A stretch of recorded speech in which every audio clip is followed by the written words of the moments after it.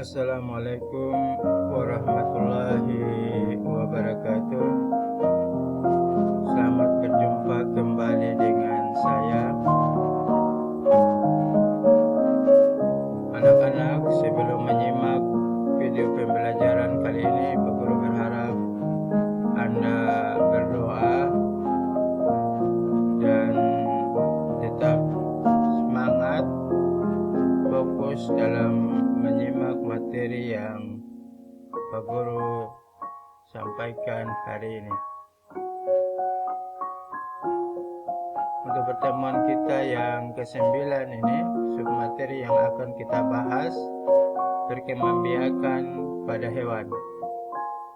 Indikator pencapaian menjelaskan perkembangbiakan pada hewan.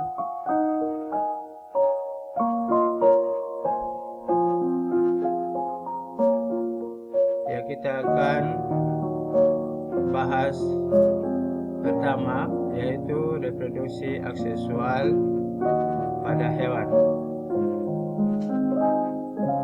Hewan melakukan reproduksi aksesual menggunakan bagian tubuhnya. Berikut ini beberapa reproduksi aseksual hewan. A. Membentuk tunas. Ini adalah hewan Porifera, berkembangbiak dengan cara membentuk tunas. Kemudian ada Hydra, ini pembentukan tunas. Kemudian ada Coelenterata atau anemon laut dan ubur-ubur.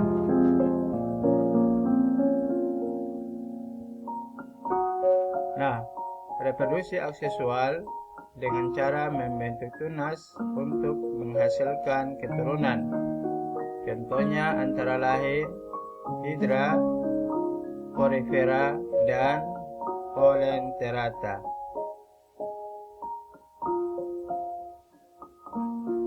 Nah, ini adalah gambar Coelenterata dan Hydra.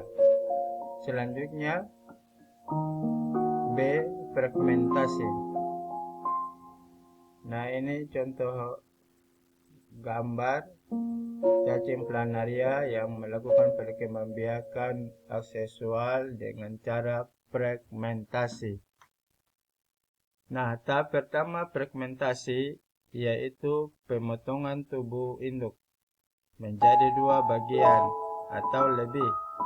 Selanjutnya terjadi tahap regenerasi, yaitu setiap potongan tubuh induk tersebut membentuk bagian tubuh lain yang tidak ada pada bagian tersebut. Pada akhirnya, setiap potongan tubuh tersebut akan membentuk individu baru dengan bagian tubuh yang lengkap, seperti induknya. Nah, kemudian selanjutnya C. Parthenogenesis. Nah, ini ada gambar animasi, ada lebah, ada semut, ada tawon. Ini adalah merupakan hewan-hewan yang dapat melakukan reproduksi dengan cara parthenogenesis. Jadi parthenogenesis dapat terjadi pada lebah, semut, tawon, kutu daun, dan kutu air. Pada hewan tertentu, misalnya lebah, ovum yang dibuahi akan tumbuh dan berkembang menjadi lebah betina. Sedangkan yang tidak dibuahi akan tumbuh menjadi lebah jantan.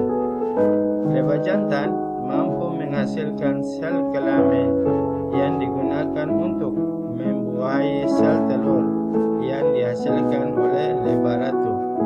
Lebah ratu adalah lebah yang menghasilkan telur-telur yang menjadi lebah betina dan lebah jantan.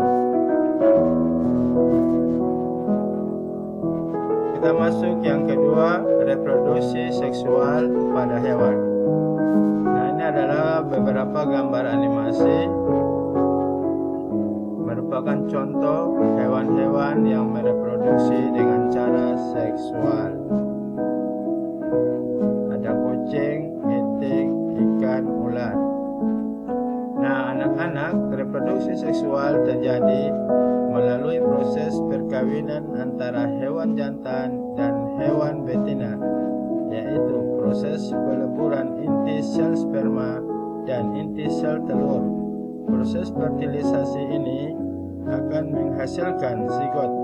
Selanjutnya, zigot akan berkembang menjadi embrio atau calon anak, dan pada tahap selanjutnya embrio akan berkembang menjadi individu baru. Reproduksi seksual pada hewan akan menghasilkan telur, anak, serta ada pula hewan yang bereproduksi dengan cara bertelur dan beranak.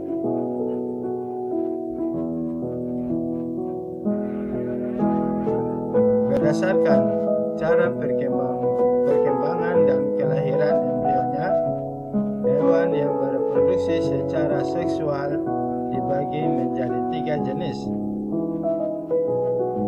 Yang pertama, hewan vivipar. Nah, ini gambar kucing yang termasuk contoh hewan vivipar. Jadi anak-anak, hewan vivipar disebut juga hewan beranak. Hewan ini memiliki embrio yang berkembang di dalam rahim induk betinanya dan akan dilahirkan pada saat umurnya sudah mencukupi. Kemudian B, hewan ovipar. Nah, ini beberapa contoh hewan ovipar. Ada anak ayam dan cangkang telur. Itu berarti hewan ovipar disebut juga dengan hewan bertelur. Hewan ini embrionya berkembang di dalam telur.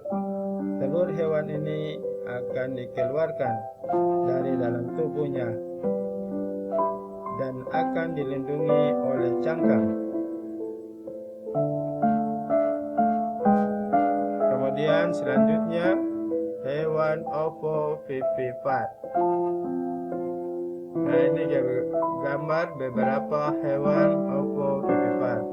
Ada kadal, kemudian bunglon, salamander,